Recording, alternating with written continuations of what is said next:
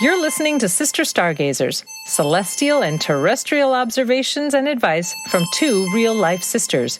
Welcome, fellow Stargazers. Your sisters are in the house. Good evening, Jude. Hey there, Sarah. We're looking at episode 41 this week. Before we get going into what is our summer solstice podcast week, I just want to let everybody know that on Monday the 20th, we are going to do the first Sister Stargazers live stream on probably YouTube at 7 p.m. Eastern. So if you're listening to this week's podcast, tune in Monday at 7 p.m. This is in lieu of our weekly Monday evening live call-in astrology show that typically happens on Monday night. So every third Monday, we don't have our call-in show, but we've decided that we're going to keep the momentum and do a live stream on June 20th. So stay tuned for more details. In the meantime, this is episode 41. Jude, we're looking at Sunday, June 19th through Saturday, June 25th. Shall we start somewhere? Yeah, we can talk about this week being the week of the solstice, the summer solstice. Yes. Yay. So we're officially into summer. Happy birthday, all of our Cancerian friends out there. Yes. Yeah, so the solstice is one moment in time. It's 5:13 a.m. on the 21st of June. Eastern time, and that's when the sun is at its northernmost point on the horizon. So the sun has moved to its most northern point from the celestial equator. And this is something you can see. If you look out your window to the point where the sun is rising, take a note of where that sun is coming up on the horizon. Maybe it's hitting it's coming up between a tree, or it's coming up, over a fence post or something, or between a building. But as the days go on, the sun will start moving after a few days of being still. At that point of the northernmost point, the sun will start moving south. Right. Summer solstice in the northern hemisphere, winter solstice in the southern hemisphere. And astrologically, it's one of those days of turning, right? So we have the cross-quarter days, and then we have the solstices and the equinoxes that are these major points in the agricultural year, and they're also major points in the rolling out of the year. They're kind of these choice points. Yeah. What we'll be talking about is the chart for this particular event, this summer solstice, because what it does is it portends. Right. It can be a kind of a marker or kind of a chart for the next 3 months of the year, which is a season. So we can look at not just the actual moment of the solstice, but we can actually look at these events around the solstice. So on Sunday the 19th, the sun is quincunx Pluto, and Venus is sextile Neptune. So there's some kind of a beginning of this kind of unfolding of the solstice where there's some hint of power plays, some hint of change. And then also imagination. Venus sextile Neptune is, what do you want to envision? What do you want to call up? Yeah. On Monday the 20th, the moon sextiles Uranus, Mercury sextiles Jupiter. We have the last quarter moon between Gemini sun and a Pisces moon. So even the moon and the sun are at their last quarter as we move into this new season, just the day before. But that moon sextile Uranus is saying, put some spark into things, like really use your imagination, right? The imagination, the intuitive faculties. Yeah. The planet Uranus is one of the higher octaves of Mercury, but when it's sextile the moon, it's really about bringing in that intuition, and the moon is integrating it into your feeling nature. So feel the thing that you want to spark, that you want to begin. And then Mercury sextile Jupiter, kind of embellish it, make it bigger. And then we roll into this Tuesday of the summer solstice. So the moon now has finished in Pisces. It's moved into Aries. And as it moves into Aries, it will make a conjunction to Jupiter. So the sun moves into Cancer. and then Venus trines Pluto. So again, we have this kind of Pluto involvement with this day surrounding the solstice, and the moon is sextiling Mercury. So moon sextile Uranus, Mercury sextile Jupiter, moon sextile Mercury.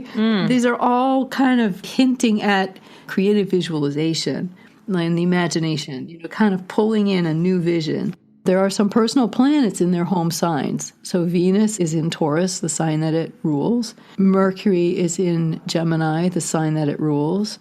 Mars is in Aries, the sign that it rules. And Neptune's in Pisces, the sign that it rules. And Neptune isn't a personal planet.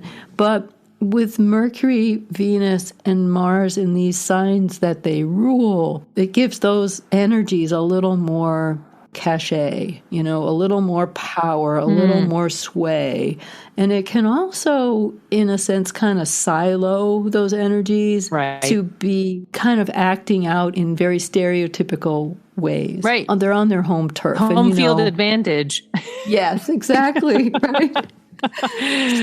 So we have some very entrenched energies that are kind of pulling in the signature of this season.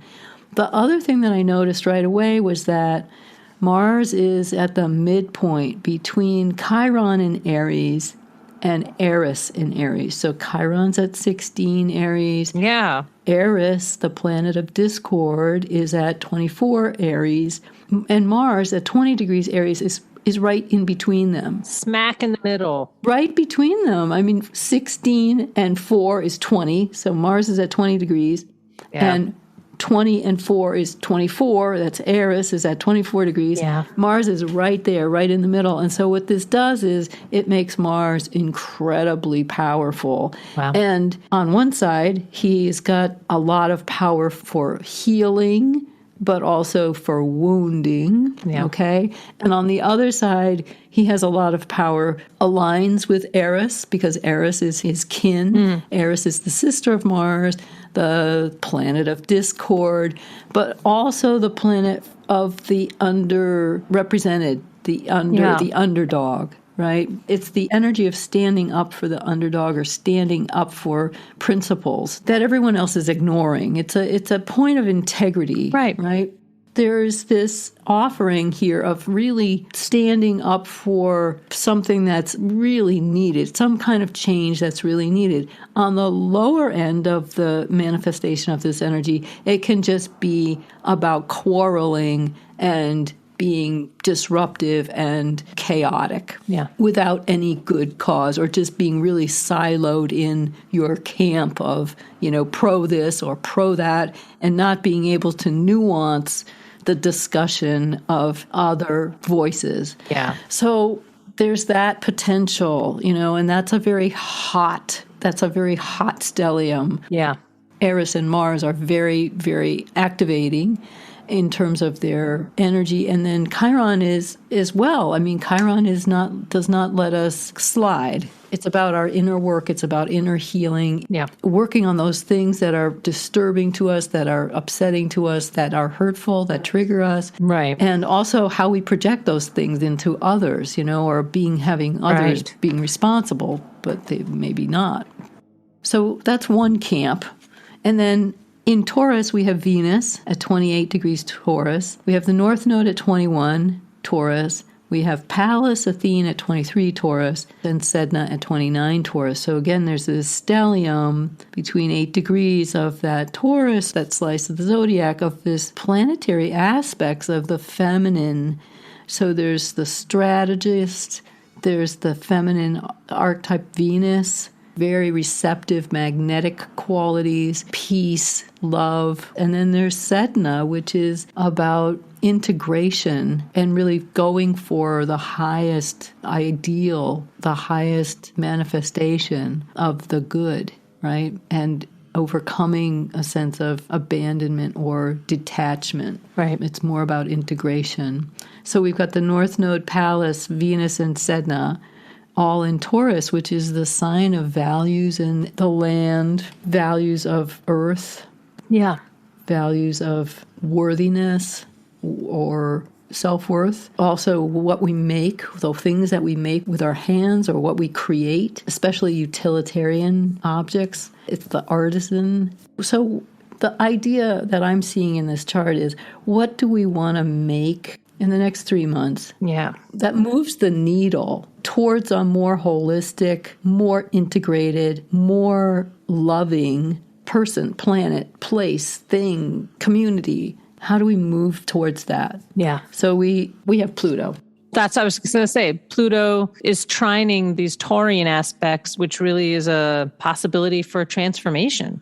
Exactly. Yeah. Pluto trine the North Node, Pallas, and Venus. So it's really giving us a boost of kind of like, you can do this. This is available. You can move this thing forward. You can move the good forward. You can move the transformative towards the good forward. Yeah. And like in a very real sense, in a material sense, it's not going to be just ideas. It's going to actually be change. You can make change. And so by the time we get to September, when we are in the Libra equinox, there will be a different environment that we'll be working in. Well, that is maybe a good moment to bring up the card I drew today. I'm using the Angel deck, the Archangel Oracle card. And Archangel Sandalphon came out of the deck today saying, "We angels bring you gifts from your creator, from the universe. Open your arms to receive." And you had mentioned that speaks directly to this Pluto trine. And we can literally go out and make a triangle with our body, putting our arms up to the heavens, to the universe, in a gesture of reception, like being open to what is possible for either transformation or receiving what it is we want to ask for. Because at the end of the day, like, the universe wants us to have our greatest desire, if we're willing to ask for it, to be open to receiving it. Yeah, I think that was really well put, Sarah.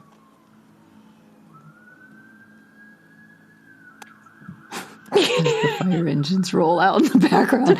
Well, I do think this is going to be a really hot. I think it's going to be a really hot summer. So I think that's no accident. The sirens, it's kind of a warning that, there's possibility here, but we also need to be sure that we are listening to what it is we want, maybe addressing any wounding that may come up for healing, notice where we're being pulled into discord, and then to remember that at the end of the day, we can work our own magic. Exactly. The Ace of Wands came up from the tarot deck today. And I think it's a reminder that if we want to make magic, we can make magic happen. Yes. We have the personal power to do that if we don't get distracted by the lower vibes. Exactly. So the wands is one of those, it's creative visualization. It's one of the tools on the magician's table, right? In the tarot. Yeah. And it's exactly about all of those kinds of things I was mentioning with Venus sextile Neptune on Sunday the 19th, and Mercury sextile Jupiter, and Moon sextile Uranus. I mean, that's just the day before the solstice. So they're all still in play, even though the solstice is happening on the 21st. Yeah. The rest of the week, you could take it easy. Wednesday the 22nd, Venus moves into Gemini, so there'll be more, as the season unfolds, there'll be more discussion, and then the moon will conjunct Mars. So, Sunday through Wednesday, so the 19th through the 22nd is kind of where the action is in this period of time. Well, I'm really looking forward to our first YouTube live stream. Oh, me too. On Monday the 20th. I can't wait. Yeah. Check out the Facebook page. We'll try to promote it there, but just join us live. Sister Stargazers is our handle on YouTube. And then also, you can join us back again on the 27th for our live weekly call-in show on WMPG.org. And also, the past weeks are archived in their website. So if you want to hear the calls and the programs from earlier this month, you can tune in there. Yeah, you go to WMPG.org and then you go to archive and just pick a date, any Monday.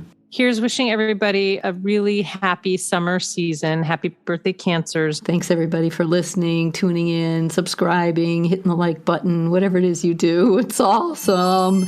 So we'll see you next time. We'll come back next week with more. Bye for now. Thanks for listening to Sister Stargazers. Let us know what worked for you this week. Find us on Facebook and post a comment at Sister Stargazers.